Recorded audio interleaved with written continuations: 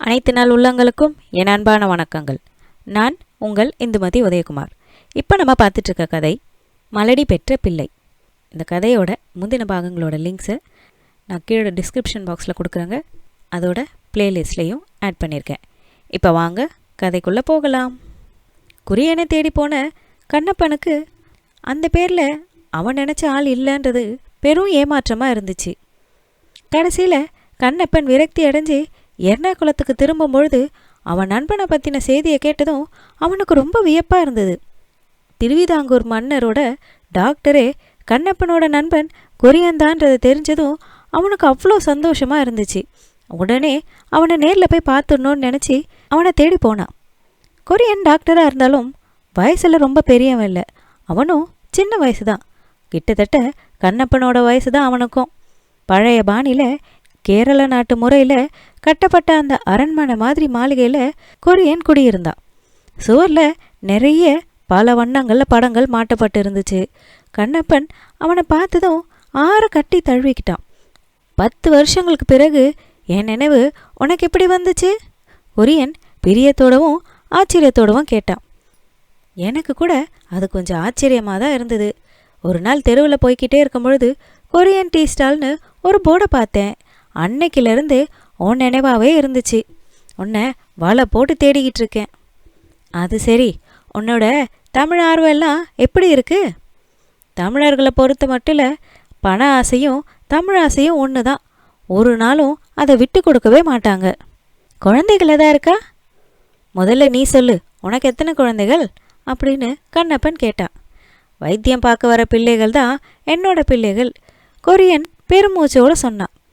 நீ ஒரு டாக்டரு, ஆனால் என் கதி தான் உனக்குமா?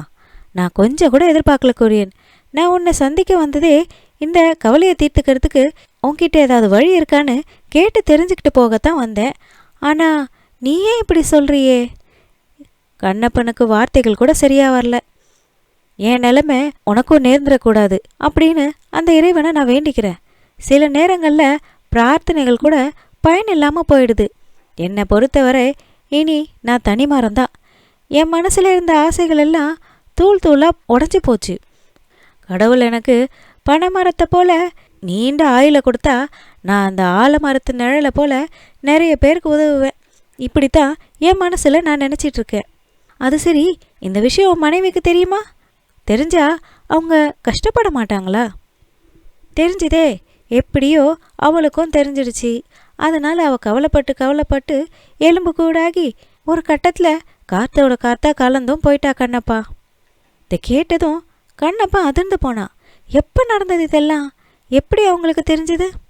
புருஷனுக்கும் மனைவிக்கும் இடையே சில ரகசியங்கள் இருக்கணுன்றது என் மனைவியோட இறப்பின் போது தான் நான் தெரிஞ்சுக்கிட்டேன். கல்யாணமாகி 3 வருஷங்களுக்கு பிறகு என் மனசில் ஒரு சின்ன அருவருப்பு ஏற்பட்டு கேரளாவில் உள்ள ஒரு பெரிய டாக்டர்கிட்ட நானும் என் மனைவியும் பிளட் டெஸ்ட்டுக்காக போனோம். 15 நாட்கள் வர அவர்கிட்டேருந்து எந்த ரிசல்ட்டும் வரல. நான் ஊரில் இல்லாத நேரமாக பார்த்து சரியா அப்போ தான் அவர்கிட்டேருந்து அந்த ரிசல்ட்டும் வந்தது. அதில் அவர் இனிமே உனக்கு புத்திர பாக்கியமே இல்லை, இந்த ரகசியத்தை உன் மனைவிக்கு தெரியாமல் காப்பாற்றிக்கோன்னு எழுதியும் அனுப்பியிருந்தார். நான் இல்லாத நேரத்தில் அந்த கடிதம் வந்ததால் என் மனைவி அந்த கடிதத்தை பிரித்து படிக்கவும் செஞ்சா. அந்த கடிதமே அவளுக்கு யமுனாவும் அமைஞ்சிருச்சு. அவளை எவ்வளவோ தேற்றினேன். எனக்கு இந்த வயசுலேயே வாழ்க்கையோட முடிவு என்னன்றது தெரிஞ்சு போச்சு. இனிமே நான் ஏன் வாழணும் அப்படின்னு அவள் என்னை கேட்ட கேள்வி இன்னமும் என் மனசில் கல்வெட்டு போல் பதிஞ்சு கிடக்கு. அது மட்டுமா அவள் கேட்டா? ஒரு புருஷனோட ரத்தத்தில் கருப்பொருள் இல்லைன்றது மனைவிக்கு தெரிஞ்சிட்டா அவளுக்கு புருஷன் மேலே மரியாதையும் குறைய செய்யும். அதோட தாழ்வு மனப்பான்மையும் ஏற்படுமா இல்லையா? அந்த பாவத்துக்கு நான் ஆளாக விரும்பலை அப்படின்னு எனக்கு அவள் போதனைகள் கூட சொன்னான். மிஸ்டர் கண்ணப்பன், நான் எத்தனை நோயாளிகளை காப்பாற்றி அவங்கள சிரிக்க வைக்கிறேன் தெரியுமா? என்னை சிரிக்க வைக்க அந்த கடவுள் கூட மறந்துட்டான். நான் சிரிக்கலைனாலும் பரவாயில்ல, என்னை தவிர வேறு தெய்வம் இல்லைன்னு நினச்சி என்னையே சுற்றி சுற்றி வந்துட்டு இருந்த என் மனைவியை இழந்து நான் தினசரி அழுதுகிட்டு இருக்கேன். இதை விட வேறு கொடுமை என்ன இருக்குது? கொரியன் ஒரு குழந்தை மாதிரி தேம்பி தேம்பி அழுதான். பெரிய டாக்டர் எழுதின கடிதத்தை உன் மனைவி படிக்காமல் இருந்திருந்தா இந்த முடிவுக்கு வந்திருக்க மாட்டாங்க இல்லையா? நிச்சயமாக வந்திருக்க மாட்டா. புருஷனும் மனைவியும் எவ்வளோ பாசமுள்ளவங்களா இருந்தாலும் சில விஷயங்களை மனைவி கிட்ட இருந்து மறைக்கத்தான் செய்யணும். மனுஷ வாழ்க்கைக்கும் அதுவும் ஒரு குடும்ப வாழ்க்கைக்கு என் வாழ்க்கை ஒரு பெரிய உதாரணம். கண்ணப்பன் நெற்றியே சொல்லிச்சான். நீ ஏன் நெற்றியை சொல்லிக்கிற? உனக்கும் அப்படி இருக்குமோன்னு பயந்தானே அப்படின்னு கொரியன் கேட்டான். அப்படி ஒரு பயம் எனக்குள்ளேயும் இருக்கு. உனக்கு இந்த மாதிரி ஆனதுக்கு ஏதாவது காரணம் இருக்குன்னு டாக்டர் சொன்னாரா? நான் நேரில் போய் கேட்ட பிறகு தான் அவர் அந்த காரணத்தையே சொன்னார். என் ரத்தம் அடியோடு முறிஞ்சு போச்சான். நான் இதை கேட்டு அதிர்ச்சி அடைஞ்சிட்டேன். ஒரு மனுஷனோட உடல் உறுப்புகள் ஒரு விமானத்தோட என்ஜினை விட நுணுக்கமானவைன்னு டாக்டர் சொன்னார். என்னுடைய ரத்தம் என் கல்யாணத்துக்கு முன்னாடியே முறிஞ்சு போயிடுச்சான். எனக்கு மட்டும் அப்போவே இந்த விஷயம் தெரிஞ்சிருந்தா நான் நிச்சயமாக கல்யாணமே பண்ணியிருக்க மாட்டேன். நம்ம நாட்டில் எல்லோருமே கல்யாணத்துக்கு பிறகு தானே வாழ்க்கையே தொடங்குதுன்னு நினைக்கிறாங்க. அதனால் வந்த வினை தான் இதெல்லாம். கண்ணப்பன் பதில் சொல்ல முடியாமல் திணறினான். அவனுக்கு ஏதோ ஒரு ஆட்டணத்தில் உட்காந்து சுற்றுற மாதிரியே இருந்துச்சு.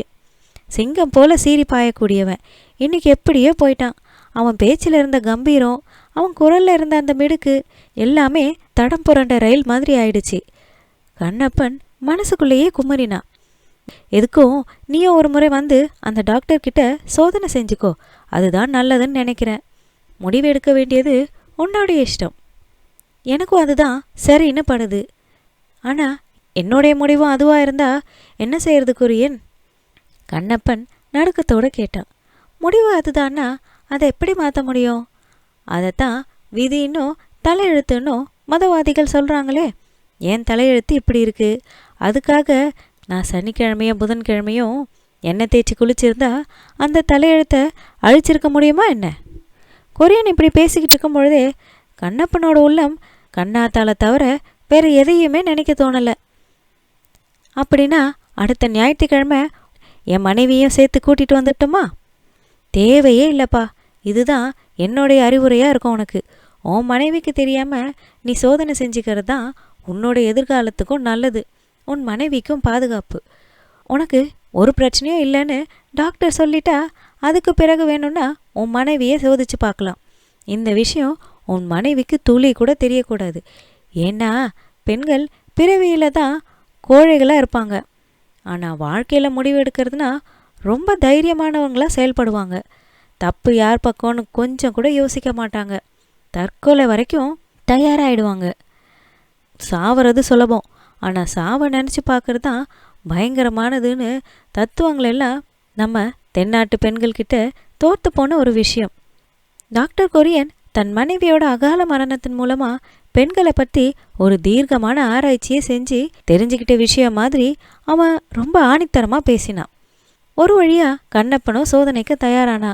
சோதனைக்கு பிறகு அந்த பெரிய டாக்டர் பல கேள்விகளை அவன்கிட்ட கேட்டார். உங்களுடைய சின்ன வயசை எங்கே கழிச்சிங்க? கண்டியில் தான் டாக்டர். அங்கே தான் 10 வருஷங்கள் இருந்தேன். அங்கே உங்களுக்கு என்னென்ன பொழுதுபோக்குகள் இருந்துச்சு? தமிழ் தொண்டு ஆற்றினேன், உடல் பயிற்சி செய்வேன், மல்யுத்தம், இவையெல்லாம் தான் எனக்கு அங்கே பொழுதுபோக்கு வேலைகளாக இருந்தது. அந்த காலங்களில் நீங்கள் ஏதாவது மருந்து மாத்திரை லேகியம் இது மாதிரி சாப்பிட்ருக்கீங்களா? வட இந்தியாவிலேருந்து வந்த ஒரு புகழ்பெற்ற அந்த குஸ்தி பயில்வான் கிட்ட தான் நாங்கள் மல்யுத்தம் கற்றுக்கிட்டோம். அவர் எங்கள் உடம்பு வளத்துக்காக தினமும் கொஞ்சம் லேகியம் கொடுப்பாரு. அப்படியே நாங்கள் 6 மாதங்கள் வரை அவர் கொடுத்த மருந்தை சாப்பிட்டுக்கிட்டு இருந்தோம். இது கேட்டதும் டாக்டர் புருவத்தை நெரிச்சார். அதுக்கப்புறம் டாக்டர் கொரியனையும் நிமிர்ந்து பார்த்தார். மிஸ்டர் கண்ணப்பன், அந்த லேகியம் சாப்பிட்ட பின்னாடி உங்கள் உடம்புல ஏதாவது மாற்றம் தெரிஞ்சுதா? சதையெல்லாம் இறுக ஆரம்பிச்சுது. அதை பார்க்கும் பொழுது எங்களுக்கு ரொம்ப சந்தோஷமாக இருந்தது. உடம்பும் பளபளக்க ஆரம்பிச்சுது. எங்களோட உடல் மாற்றத்தை தினமும் உணரும் பொழுது ஒரு விதமான உற்சாகத்தை கொடுத்தது எங்களுக்கு. அவன் சொன்னதை கேட்டதும் பெரிய டாக்டர் உதட்டோரமாக ஒரு சின்ன சிரிப்பை உதிர்த்தார். என்ன டாக்டர், நீங்களாவே சிரிச்சுக்கிறீங்க? கொரியன் உரிமையோடு கேட்டான். பெரிய வித்தியாசம் இல்லை மிஸ்டர் கொரியன்.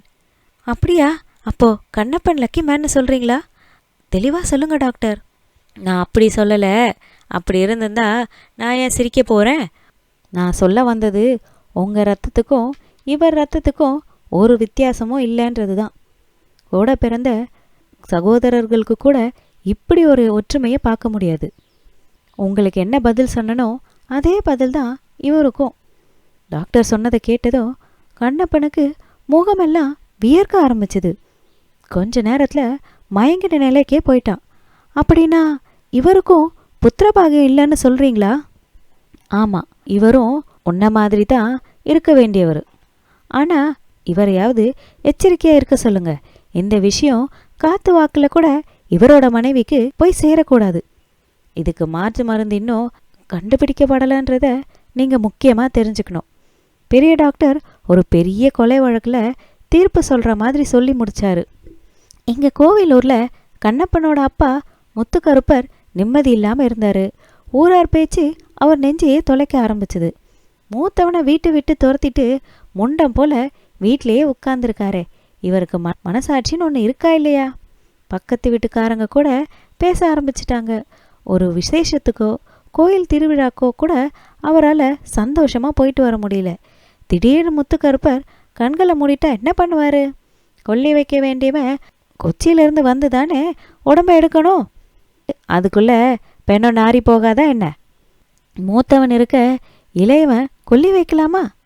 முத்துக்கருப்பர் உயிரோடு இருக்கும் பொழுதே, அதுவும் இப்படி திடகாத்திரமாக இருக்கும் பொழுதே அவர் பிரேதத்தை பற்றி ஊரார் பேசுறத அவரால் தாங்கிக்கவே முடியல. எவ்வளவோ தூற்றல்களை தாங்கிக்க பழகினவர் தான் முத்துக்கருப்பர். வாழ்க்கையில் ரொம்ப கஷ்டப்பட்டு சிங்கப்பூருக்கு போய் இன்னொரு வீட்டில் கணக்கு பிள்ளையாக சேர்ந்து அதற்கப்புறம் தனி கடை ஒன்று வச்சு முன்னேறினவர்.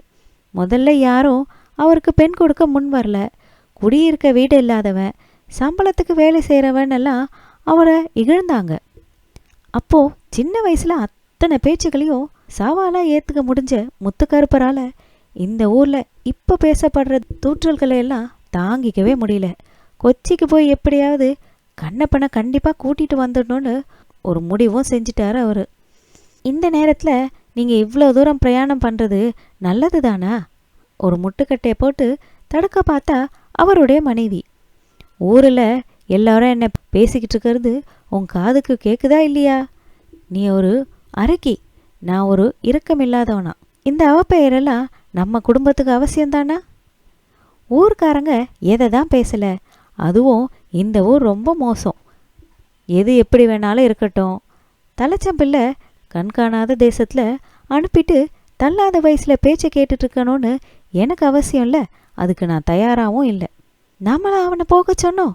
கண்ணாத்தா போட்ட தூபத்தில் அவன் கோபத்தோடு கிளம்பி போயிட்டான். அதுக்கு நம்ம என்ன பண்ண முடியும்? கோபத்தில் கிளம்பி போனால் அவனை அப்படியே விட்டுடுறதா? உன் கோபத்தை விட்டு அவனை திரும்ப கூப்பிடணுன்னு உனக்கு தோணலையா? எனக்கு ஒன்றும் அவன் மேலே கோபம் இல்லை. அவன் என்ன எனக்கு பகையாளியா? அவனும் நான் பெத்த பிள்ளை தானே. நீ என்னன்னா சொல்லு, என்ன ஆனாலும் பரவாயில்ல. நாளைக்கே கொச்சிக்கு போய் அவனையும் கண்ணாத்தாலையும் திரும்ப கூட்டிகிட்டு வர்றதுன்னு நான் முடிவே பண்ணிட்டேன். அதுதான் என்னோட முதல் வேலை. சொல்கிறேன்னு கோவிச்சுக்காதீங்க. அது மட்டும் உங்களால் முடியாது. கண்ணப்பன் வந்தாலும் வருவானே தவிர அவன் மனைவி கண்ணாத்தான் ஒரு நாளும் வரமாட்டா. அவள் ஒரு சபதம் போட்டுட்டு தானே இங்கேருந்து போயிருக்கா. மறந்து போயிட்டீங்களா? அப்படி என்ன அவளுக்கும் நமக்கும் பெரிய மனஸ்தாபம்? இந்த வீட்டுக்கு இனிமே அவள் வரதாந்தா அது அவளுக்கு வளகாப்பு நடத்தி நாம் கூட்டிகிட்டு வந்தால் தான் வருவாளாம். போகும்பொழுதே இப்படி ஒரு சபதத்தோடு தான் அவள் போயிருக்கா. அப்படி இருக்கவளை நீங்கள் கூப்பிட்டோன்னே வந்துடுவாளா? இல்லை அவன் தான் அனுப்புவானா? அங்கே உண்டாகிற கரு இங்கே வந்தால் உண்டாகாதா என்ன? அது என்ன பைத்தியக்காரத்தனமான சபதம்? முத்துக்கருப்பர் முணங்கிக்கிட்டு இருந்தார். அந்த சமயத்தில் வாசல் பக்கமாக இருந்து மீனாவோட மகன் ஓடி வந்தான். முத்துக்கருப்பர்கிட்ட ஏதோ சத்தமாக கத்திக்கிட்டே சொன்னான். தாத்தா, பெரியம்மா வந்துக்கிட்டு இருக்காங்க. அடப்போடா இவனே, உங்கள் பெரியம்மா உன்னை போல் ஒரு பிள்ளையை சுமந்துக்கிட்டு தான் நம்ம வீட்டுக்கே வருவாளாம். நீ என்னடானா? செல்லம்மா கடிஞ்சிக்கிட்டாரு பேரனை. ஆனால் சின்ன பையன் சொன்னது உண்மைதான்.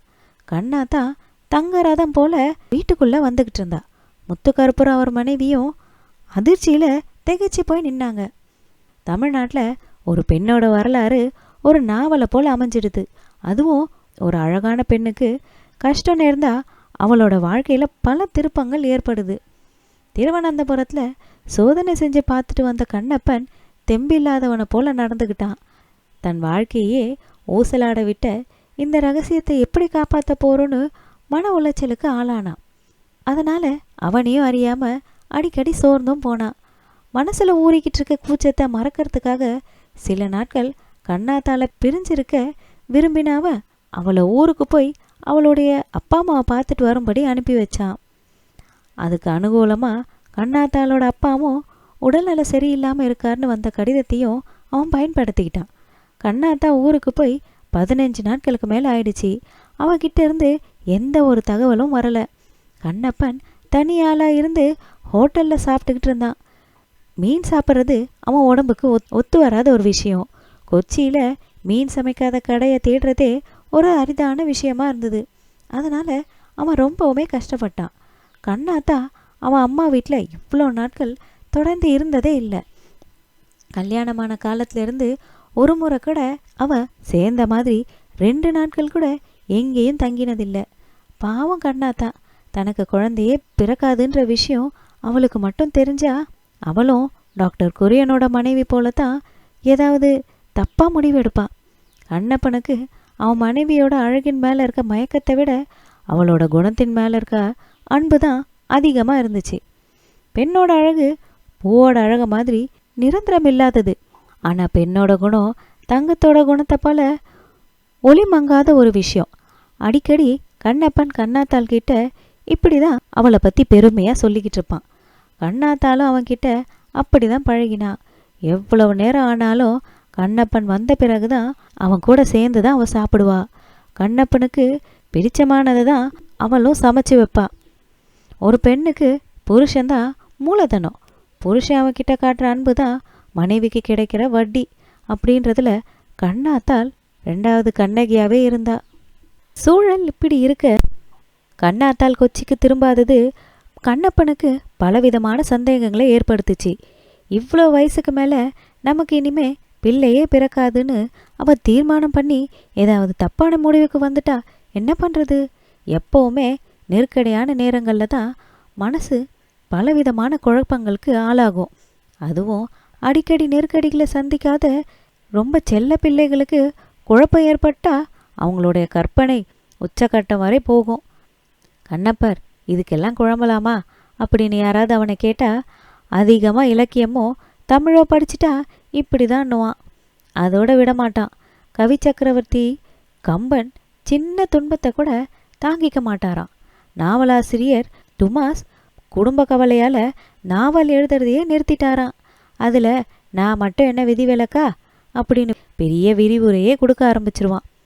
புதுசாக பார்க்குறவங்க அவனை ஒரு மாதிரியாகவே நினச்சிக்கிற அளவுக்கு அவனுடைய நடவடிக்கைகளும் பேச்சுக்களும் கூட இருக்கும். இலகின உள்ளம் படைத்தவர்கள் தான் துன்பத்தோட வலையில் எளிதில் விழுந்துடுறாங்க. அவங்களே தான் பெரிய கோழைகளாகவும் வாழ தொடங்குறாங்க. கண்ணப்பன் இயல்பிலேயே கோழையானவன் இல்லை. சபலத்தால் தோல்வி மனப்பான்மையால் இப்போ கோழையாகிட்டான். தூற்றல்களும் கேலி பேச்சுகளும் அவனை அரை மனுஷனாக்கிடுச்சு. மனுஷ மனம் கூட ஒரு வகையான உலோகம் மாதிரி தான். நெருப்பில் வாட்டினா அது எப்படி உருகுதோ அது போல தான் துன்பத்தோட தாக்குதல்னால மனுஷ மனமும் கருகி போயிடுது. கண்ணாத்தாள் 15 நாட்களுக்கு மேலே தன்னோட இல்லாதது உலகத்தில் எல்லாருமே அவனை கைவிட்ட மாதிரி அவனுக்கு ஒரு பிரம்மையை ஏற்படுத்துச்சு. ஃபைனான்சிங் கம்பெனிக்கு அவன் ஒழுங்காக போகிறதில்ல. தினசரி வசூலை முறையாக கவனிக்கிறதும் இல்லை. கடை வரவு செலவுன்னு எதிலையுமே அவனுடைய மனம் கொஞ்சம் கூட நாட்டம் இல்லாமல் இருந்தது. வெளியூரில் படிக்கிற மாணவன் ஒவ்வொரு நாளும் அவன் அப்பா அம்மா கிட்டேருந்து பணம் வராதான்னு தபால்காரனை எதிர்பார்த்துட்ருப்பானே, அந்த மாதிரி ஒவ்வொரு நாளும் கண்ணப்பன் கண்ணாத்தாளோட வரவை எதிர்பார்த்து காத்துக்கிட்டு இருந்தான். ஆனால் அன்னைக்கு எதிர்பாராத விதமாக அவனுக்கு ஒரு கடிதம் வந்துச்சு. அது கண்ணாத்தாளோட அப்பா எழுதினது. தனக்கு உடல் நலம் இல்லாததால் கண்ணாத்தாள் இன்னும் கொஞ்ச நாளைக்கு இந்த ஊர்லேயே இருந்துட்டு வரட்டோன்னு தான் மாமனாதை எழுதியிருப்பான்னு கண்ணப்பன் நினச்சான். ஆனால் அதற்கு நேர்மாறாக அந்த கடிதத்தில் இருந்த விஷயம் இருந்துச்சு. ஒரு பயங்கரமான வெடிகுண்டை சுமந்துட்டு வந்திருந்தது. அதை படித்ததும் அவனுக்கு தலை கிருகிருன்னு சுத்த ஆரம்பிச்சுது. அன்புள்ள மாப்பிள்ளைக்கு எப்போவுமே இல்லாத சந்தோஷத்தோட தான் இந்த கடிதத்தை உங்களுக்கு நான் எழுதியிருக்கேன். பல வருஷங்களாக நான் கும்பிட்ட தெய்வங்கள் என்னை கைவிடல. ரதி மாதிரி இருக்கிற என் மகள் இப்படி ஊரார் பேச்சுக்கு ஆளாகிட்டாலேன்னு நான் ஒவ்வொரு நாளும் மனசுக்குள்ளே நொந்து அந்த கடவுளை கூட திட்டிக்கிட்டு இருந்தேன்.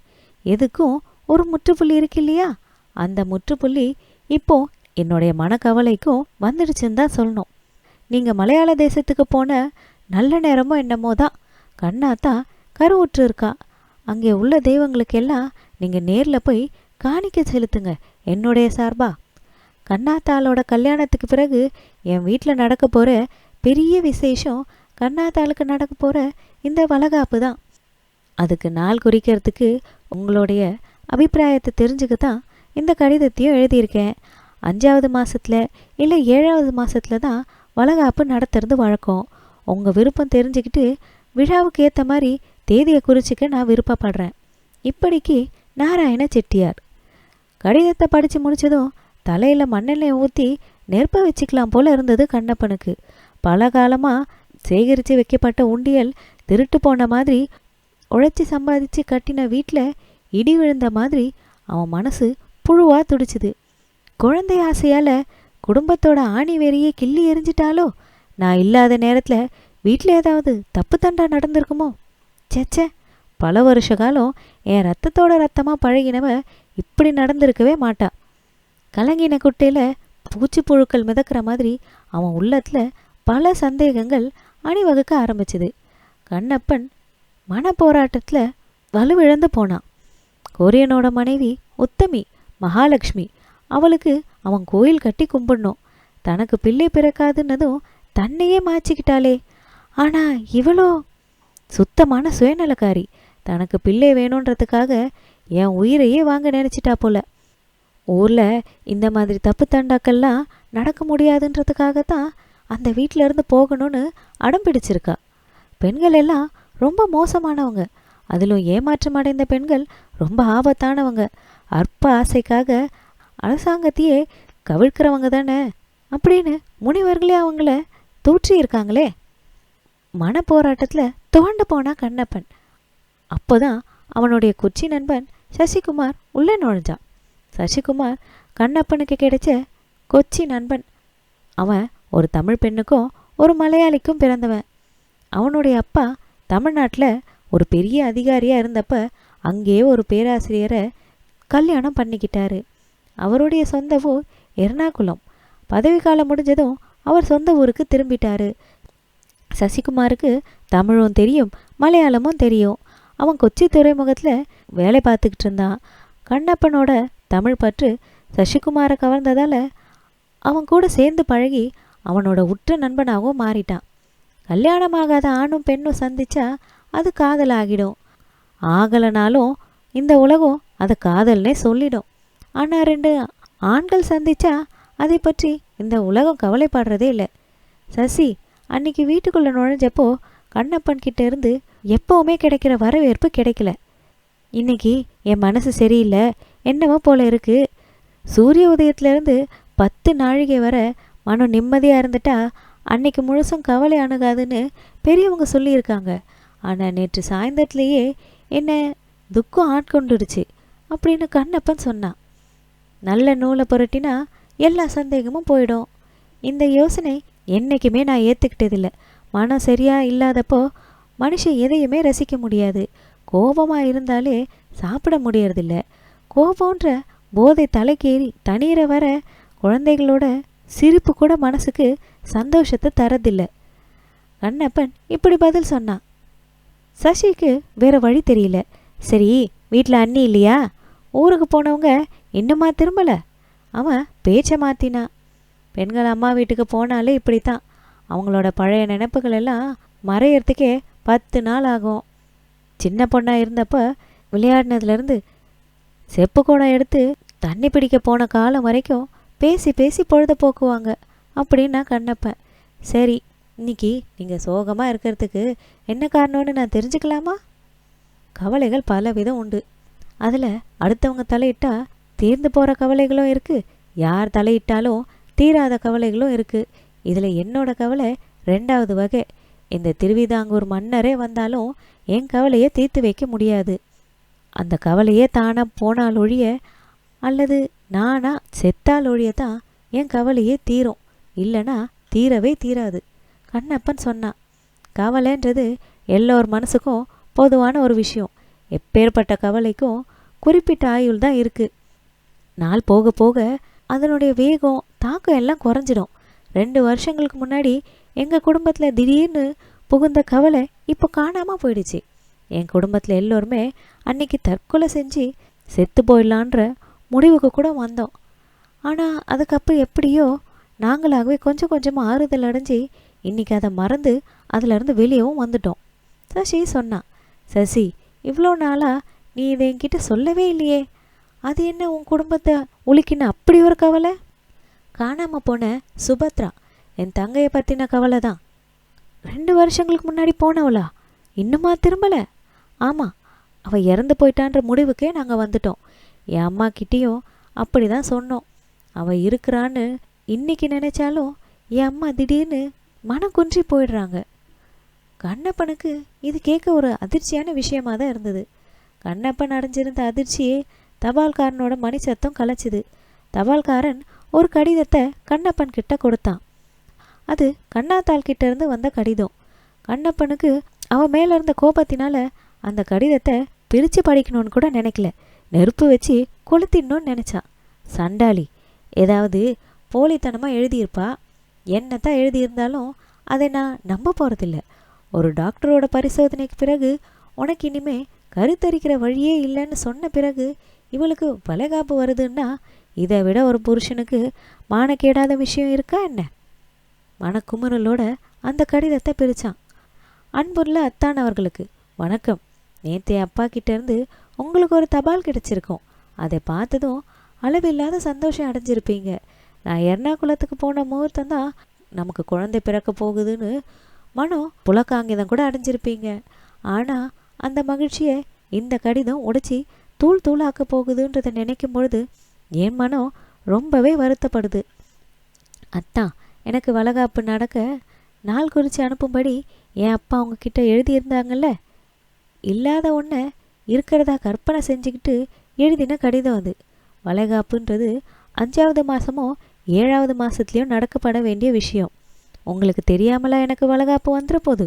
ஆனால் இங்கே இருக்கிறவங்களுக்கு அதெல்லாம் தெரிய நியாயம் இல்லையே. எல்லாமே நீங்களும் நானும் எதிர்பாராமல் நடக்கிற நாடகமாக தான் நடந்துக்கிட்டு இருக்கு. நம்ம 2 பேரும் போன வருஷம் எர்ணாகுளத்துக்கு புறப்படும் பொழுது நான் இனிமே கோவிலூருக்கு திரும்புறதா இருந்தா என் வளைகாப்பு விழாவுக்கு தான் வருவேன்னு என் வயிற்றெரிச்சலை சபதமாக சொல்லிட்டு வந்தேன். அது உங்களுக்கும் நல்லா தெரியும். அதை உண்மைன்னு நினச்சிக்கிட்டு உடல் நலம் இல்லாத அப்பா அம்மாவை பார்க்க போன என்ன என்னுடைய அப்பா அம்மாவும் உங்களுடைய அப்பா அம்மாவும் சேர்ந்து கர்ப்பவதி ஆக்கிட்டாங்க. அதை மறுக்கவோ தெளிவுபடுத்தவோ எனக்கு அவங்க அவகாசம் கூட தரல. அவ்வளோ சந்தோஷம் அவங்களுக்கு. அது மட்டும் இல்லாமல் ஊர் முழுசும் ஒரே பேச்சு, கண்ணாத்தாளுக்கு வளகாப்பு நடக்க போகுதுன்னு. சொந்தக்காரங்க வீட்டு பெண்கள் எல்லாம் வயிறு சின்னதாக இருக்கிறதால பெண் குழந்தையாக தான் இருக்கும்னு ஜோசியம் கூட சொல்ல தொடங்கிட்டாங்க. எர்ணாகுளம் தண்ணீர் நல்ல தண்ணீர் தான் போலையே. குருவாயூரப்பன் ஒரு பெரிய வரம் கொடுக்குற தெய்வம்னு அவரை புகழ்ந்து தள்ளிக்கிட்டு இருக்காங்க. பிள்ளை இல்லாதவங்களுக்கு எல்லாம் இனிமேல் ராமேஸ்வரத்துக்கோ காசிக்கோ போக வேண்டியதில்லை, எர்ணாகுளம் போய் குடியிருந்தாலே போதும் அப்படின்னு கிண்டலாக ஊரில் பேசிக்கிறதும் ராத்திரி முழுசும் என் காதில் ரீங்காரம் இட்டுக்கிட்டு தான் இருந்துச்சு. ஆனால் நீங்கள் முன்னாடி கடிதத்தை பார்த்து என்ன நினைப்பீங்கன்னு என்னால் கற்பனை கூட செஞ்சு பார்க்க முடியல. குழந்தை இல்லைன்றதுக்காக மூத்தவனான என்ன அவமானப்படுத்திட்டாங்களே. இனி அவங்கள தலகுனிய வைக்கிறதே என்னுடைய பெரிய தீர்மானம்னு சந்தோஷப்பட்டிருப்பீங்களோ என்னமோ. இந்த வதந்தி புரளையெல்லாம் உண்மையாக இருந்திருக்க கூடாதான்னு கூட நாங்கள் ஏங்கி இருக்கேன். பெண்கள் வாழ்க்கையில் சில சம்பவங்கள் ஏன் இப்படி நடக்குதுன்னு நினைக்க தோணுது. ஆனால் சில பெண்களோட வாழ்க்கையில் இப்படி ஒரு சம்பவம் நடக்கக்கூடாதான்னு கூட நினைக்க தோணுது. இப்போ உங்கள் பெற்றோரும் என் பெற்றோரும் உங்களோட கடிதத்தை எதிர்பார்த்து காத்துட்ருக்காங்க. கல்யாணம் நிச்சயமான வீட்டை போல் இங்கே ஒரே அமக்கலமாக இருக்குது. நான் வடிக்கிற கண்ணீர் இங்கே இருக்கிறவங்களுக்கு ஆனந்த கண்ணீராக தெரியுது. எந்த பெண்ணோட வாழ்க்கையிலையும் இப்படி ஒரு கஷ்டம் வரவே கூடாது. தூங்கிக்கிட்டே கனவு காண்பாங்க. நான் நடந்துக்கிட்டும் பேசிக்கிட்டும் ஊமை கனவு கண்டுக்கிட்டு இருக்கேன். இந்த கனவை கலைக்க வேண்டியது அல்லது சுயநினைவை ஊட்ட வேண்டியதும் உங்கள் பொறுப்பு தான். வழக்கமாக நான் யார்கிட்டேயும் வரம் கேட்டு நிற்பேனோ அதே தெய்வத்தின்கிட்ட தான் இப்போவும் வரம் கேட்டு நிற்கிறேன். இப்படிக்கு என்றும் தங்கள் கண்ணாத்தாள் அப்படின்னு எழுதியிருந்த அவ. கடிதத்தை படித்து முடிக்கிறதுக்கு முன்னாடியே அவன் முகம் வேர்த்து போயிடுச்சு. உடம்பெல்லாம் புல்லரிச்சு போச்சு. கோபத்தில் தெய்வத்தை எழுந்துட்ட பக்தனை போல தலையில் அடிச்சுக்கிட்டு அழ ஆரம்பித்தான். அடுத்த வீட்டுக்கு தெரியாமல் வாழறவன் கூட தன்னை துன்பம் தாக்கும் பொழுது தாங்கிக்க முடியாமல் தெருவுக்கே கேட்குறபடி அலறி அழுவான். அதுலேயும் கோழை மனம் படித்த செல்ல பிள்ளைகளோட உள்ளம் இந்த மாதிரி நேரங்களில் உடைஞ்சி நொறுங்கி பின்னி கிடக்கிற முருங்கை போல கலகலத்து போயிடுது. கொஞ்சம் முன்னாடி சண்டாலியாக தெரிஞ்ச கண்ணாத்தா இப்போ கண்ணப்பனுக்கு தேவதையாக தெரிய ஆரம்பிச்சா. உன்னை எவ்வளோ சீக்கிரத்தில் நான் லேசாக எடை போட்டுட்டேன், மலடின்ற அவ சொல்ல நீ துடைச்சிக்கிறதுக்காக புருஷனை நெருப்பில் தள்ளிட்டியேன்னு உன்னை பற்றி தப்பாக கணக்கு போட்டு எவ்வளோ கேவலமாக நினச்சிட்டேன். என்னை சாவிலிருந்து ஒரு நொடியில் காப்பாற்றின உன்னை நான் என்றைக்குமே தலைகுனிய விட மாட்டேன் அப்படின்னு தனக்குள்ளேயே ஏதோ தீர்மானம் கொண்டவனா வீட்டுக்குள்ளே ஓடி போய் கண்ணாத்தாளுக்கு பதில் கடிதம் எழுதினான். கண்ணப்பன் கிட்டேருந்து யாருக்குமே கடிதம் வரலையேன்னு எல்லோரும் திகைச்சு போயிருந்தாங்க. ஒரு வாரத்துக்கு பிறகு கண்ணாத்தாளுக்கு மட்டும் அவங்கிட்ட இருந்து ஒரு கடிதம் வந்திருந்தது. பிரியமுள்ள கண்ணாவுக்கு உன் கடிதம் கிடைச்சிது. அந்த கடிதம் என்னை மறுபிறவி எடுக்க வச்சுது. சரியான நேரத்தில் உன் கடிதம் மட்டும் என்கிட்ட வந்து சேராமல் இருந்திருந்தா நம்ம இருவருடைய வாழ்க்கையிலையும் விபரீத விளைவுகள் ஏற்பட்டிருக்கும். கண்ணா, கடிதத்தில் எதையுமே விரிவா எழுத வேணான்னு நினச்சி சுருக்கமாகவே எழுதியிருக்கேன். உன்னை எல்லாருமா சேர்ந்து கர்ப்பவதி ஆக்கிட்டாங்கன்னு மட்டும் எனக்கு புரியுது. அதுவும் ஒரு வகையில் நல்லது தான். இனிமே நீ எதையும் அடித்து பேசி யார்கிட்டேயும் வாக்குவாதம் பண்ண வேண்டாம். அதனால் என் கண்ணா கர்ப்பவதி தான். ஆமாம், கர்ப்பவதியாகவே நடின்னு உனக்கு நான் சொல்கிறேன். மற்றவைகளை அப்புறம் பார்த்துக்கலாம். இந்த கூத்துனால மலடின்ற கேலி பேச்சும் இனிமே உன்னை அண்டாது இல்லையா? பிள்ளை இல்லாதவன்றதால நான் என் வீட்டில் இழந்த மரியாதையும் திருப்பிக்குவேன். நாமே பெற்றாதான் பிள்ளையா என்ன? கண்ணா, ஒரு முறை நீ சொன்னியே குடும்பம்னா ஏதாவது ரகசியம் இருக்கணும்னு. அதை காப்பாற்ற வேண்டியது இன்னைக்கிலிருந்து நம்மளுடைய கடமை. இப்படிக்கு உன் கணவன் கண்ணப்பன். கண்ணாத்தாளுக்கு இந்த கடிதம் துப்பறியும் கதை படிக்கிற மாதிரி இருந்துச்சு. கடிதத்தை எடுத்துக்கிட்டு அறைக்குள்ளே ஓடினான். கண்ணாத்தா, மாப்பிள்ளை என்ன எழுதியிருக்காரு? இந்த மாதத்துலேயே விசேஷத்தை வச்சுக்கலான்னு எழுதியிருக்காருப்பா. அதுக்கு மேலே அவளால் பேச முடியல. கண்ணாத்தா இப்போது கர்ப்பவதி. உண்மையான கர்ப்பவதி கூட இப்படி நடந்துக்க மாட்டா. அதை விட அதிகமாக கண்ணாத்தாள் உடம்ப அலட்டிக்கிட்டா. மாமியார் வீட்டில் இப்போது கண்ணாத்தாளுக்கு அளவு கடந்த மரியாதை. ஹிட்லர்கிட்ட இழந்த இடங்களை ஸ்டாலின் மீட்ட மாதிரி கண்ணாத்தாலும் ரொம்ப சந்தோஷமாக இருந்தா. வளைகாப்பு விழா ரொம்ப விமர்சையாக நடந்துச்சு. கண்ணப்பன் பெண்ணை போல வெக்கப்பட்டுக்கிட்டு யார் கூடயும் அதிகம் பேசாமல் நேரத்தை கழிச்சிக்கிட்டு இருந்தான். கண்ணப்பன் தம்பி சொக்கநாதனும் வளைகாப்புக்கு வந்திருந்தான். கண்ணப்பன் சொக்கநாதனை சந்தித்து 2 வருஷங்களுக்கு மேலே ஆயிடுச்சு. எர்ணாகுளத்துக்கு போகிறதுக்கு 1 வருஷம் முன்னாடி சொக்கநாதன் விசாக திருநாளுக்கு ஊருக்கு வந்திருந்தப்ப 2 பேரும் சந்திச்சுக்கிட்டாங்க. அதுக்கு பிறகு கண்ணாத்தாளோட வளைகாப்பில் தான் இப்போது அந்த நிகழ்வு ஏற்படுது. சொக்கநாதன் கவர்ச்சியானவ, கண்ணப்பனை விட திடகாத்திரமானவ. சுருட்ட முடி, ஆடை உடுத்துறதுலையும் அலங்காரம் செஞ்சுக்கிறதுலையும் சின்ன பிள்ளையிலேருந்தே அவனுக்கு ரொம்ப ஆர்வம். சுருட்ட முடி நல்லா படியணுன்றதுக்காக தலைக்கு கரடி கொழுப்பு போட்டுக்குவான். அன்னைக்கு முழுசும் வாசனை வீசணும்னு நினச்சி சட்டையில் சென்ட்டு தடவிக்குவான். அடிக்கடி புது செருப்பு மாற்றுறதும் அவனுக்கு வாடிக்கையான ஒரு விஷயம். காகித தகடு போல வாயில் வேஷ்டிகள் தான் அவனுக்கு ரொம்ப பிடிக்கும். கையில் ஒத்தைகள் வைர மோதிரம் வேற போட்டிருப்பான். 2 வருஷத்துக்கு முன்னாடி ஒரு அரசகுமாரனை போல சொக்கநாதனோட முகத்தில் இப்போ அந்த பொலிவு இல்லை. பூச்சி விழுந்த இலையை போல அவன் சுருங்கி இருந்தான். அவன் சிரிப்பும் நடவடிக்கைகளும் ரொம்ப செயற்கையாகவே தெரிஞ்சுது. சொக்கநாதன் ஏன் இப்படி ஆகிட்டான்? அவன் உடம்புக்கு ஏதாவது நோய் வந்திருக்குமோ? அதனால தான் அவனை இப்படி ஆட்டி படைக்குதான்னு கண்ணப்பனுக்கு என்னென்னவோ தோணுச்சு. சொக்கு, இதோ வந்துட்டேன். என்னவோ உடம்புக்கு ஏதாவது வைத்தியம் செஞ்சு பார்க்கறது தானே? அப்படியெல்லாம் ஒன்றும் இல்லையே. எல்லோரும் என்னை இங்கே வந்ததுலேருந்து இப்படி தான் கேட்குறாங்க. எனக்கு ஏதாவது வியாதி இருந்தால் தானே நான் வைத்தியம் பண்ணிக்க முடியும். அப்போ தான் கண்ணப்பனுக்கு எல்லாமே புரிஞ்சுது. சொக்கநாதன் நல்லா குடிச்சிருந்தான்னு. அவன் பேசும்பொழுது சாராய நெடி கண்ணப்பனோட மூக்கையே தொலைச்சிது. இது அவனுக்கு பெரும் அதிர்ச்சியாக இருந்தது. இதோட இந்த பதிவை நம்ம முடிச்சுக்கலாம். இதன் தொடர்ச்சியை அடுத்த பகுதியில் நம்ம பார்க்கலாம். இந்த கதை உங்களுக்கு பிடிச்சிருந்தா லைக் பண்ணுங்கள், ஷேர் பண்ணுங்கள். இன்னும் இது மாதிரி நிறைய கதைகளுக்கு நம்ம சேனலை மறக்காமல் சப்ஸ்கிரைப் பண்ணிக்கோங்க. திரும்ப வேறொரு நல்ல கதையுடன் நான் உங்களை மீண்டும் சந்திக்கிறேன். அதுவரையில் நன்றி.